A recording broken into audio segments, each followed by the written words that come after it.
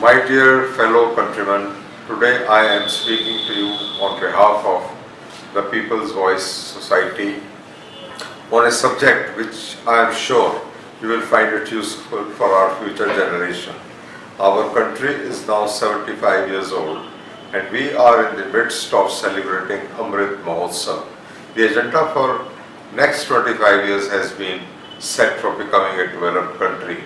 It is a great thing for those who have lived these 75 years as I have, and looking back find these 75 years have been in many ways extremely progressive, brought in changes in the life of many Indian citizens. However, in certain ways we have not progressed or even regressed, on which I will delve later in this message. No doubt Indian economy has expanded, uplifted the standard of many of us, but regrettably many still could not reach a respectable level. The intention of every government has been to uplift the standards of living of the citizens, but somehow or the other, for various reasons which are known to all of us, we could not provide a respectable life with good standard of education and facilities for the health to the most citizens of our country. Our government, both central and state, have still need to work on delivering a respectable life to every citizen. But we are still stuck into conflicts within the society, and those are on the rise rather than subsiding with the knowledge, information, enlightenment which comes through education. I am not a historian and I do not want to go back into the way but I know for sure from childhood I have been witnessing a caste division, untouchability, deep prejudices between different communities and people belonging to different economic levels. This has been a great disturbing factor to my mind and to the mind of my colleagues in the People's Voice Society. About 7-8 years ago, we took upon ourselves the responsibility of making efforts to make India a better country to live a peaceful life, but where everybody enjoys an equal opportunity in every walk of life and in every manner whatsoever. We start finding out what was the best way the society could be cohesive and unified for making it peaceful and conflictless from within. Our society rather believes that economic progress cannot take place unless there is a peace and tranquility amongst the citizens of the country. Even if it takes place, what is the use of such an economic progress? By making dams, more agriculture produced, big buildings, sending satellites, defense production capabilities, when two citizens cannot look into the eyes of another and say, I love you and respect your distinct personality, howsoever different it may be from my own. Based on the premise that there exists an urgent need to make a cohesive society, the People's Voice Society embarked on a journey to achieve whatever it takes and whenever it happens. In my younger days, I have been witnessing before watching a movie in a hall, there were documentary films shown propagating that we are all brothers belonging to different religions, but we are all Indians and coexist, but nevertheless the religions are always highlighted that there are separate segments which they are trying to join together with some kind of adhesive so that they stay together. But to my deep regret and anguish, the fusing of different pieces could not be held together as adhesive used was not strong enough or the efforts are not wholehearted. The divisions and fictions have been getting deeper and deeper and deeper. Now the alternative is that all sections of society should be put together in a blender so that they can blend with each other beyond recognition and cannot in any manner be separated from each other. This method seems to be more plausible since the effort of fusing together did not get any results. We learned about an act which is known as Protection of Civil Rights Act 1955. This act provides for cash incentive paid by central government to state government for disbursement among those people who marry from different castes, regrettably still calling one caste lower than the other. However, it was important to know that soon after independence, the then government had thought of finding ways and means of making India a casteless society through this act.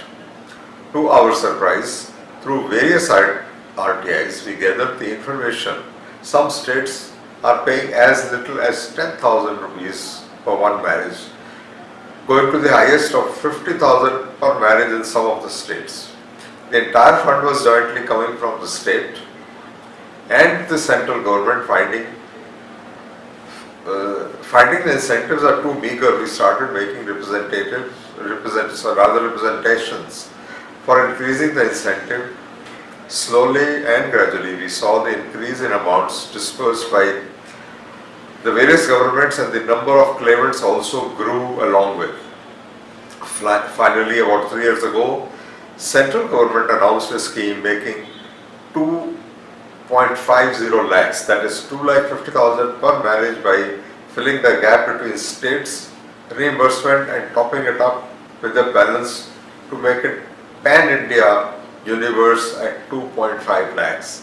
No doubt it was a matter of satisfaction for our society to have made the government understand the importance of incentives, but we still find it is low. The governments, both central and state, need to come together to work on the following. In our opinion, the incentives should be made deeper,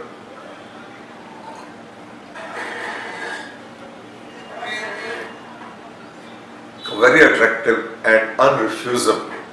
Let me give you a very small example,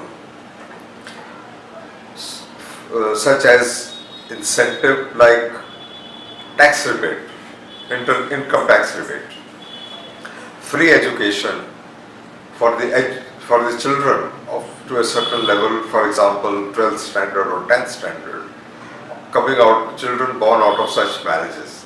I think various governments can form a committee to make suggestions on incentives. Dear countrymen, now I am going to delve on a very important issue. Bringing castes together does not solve our problem. We need to include religion and regions into this act. The government should start incentivizing inter-region along with inter-caste marriages, so as to make such marriages eligible for incentives. Once this happens, within the next 2 to 3 decades, the Indian society can become unrecognizable, cohesive and unified, thus inseparable. This cannot happen without the change in the mindset of our countrymen. I would like to request to ask yourself, when a doctor opens a human body for surgery, does he find different organs in the body of people belonging to different religions or not? Certainly, most certainly no. They are all the same. If the blood is tested of different caste or religion, can you know their religion? No, certainly not. The only difference in different religion is that certain people have adopted different ways of reaching the same God, just as one company cannot have 2 chairmen. There is always one man on the top. There is no way such a huge universe is being managed by 2 gods. There is only one God.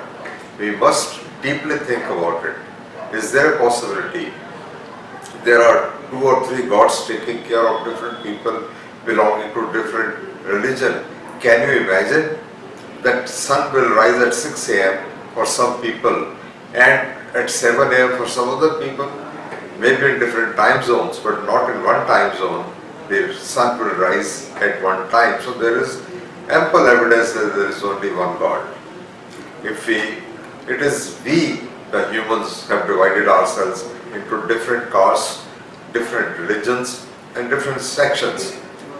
For some, this is a human trait to maintain our separate identity, but we must try to change the mindset of the people now for future generations to do better.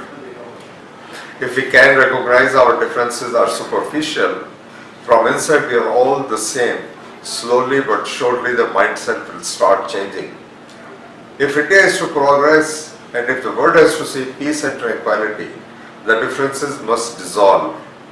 With such high level of differences and conflicts causing loss of lives and property on daily basis, economic progress cannot take place. I repeat, the economic progress cannot take place.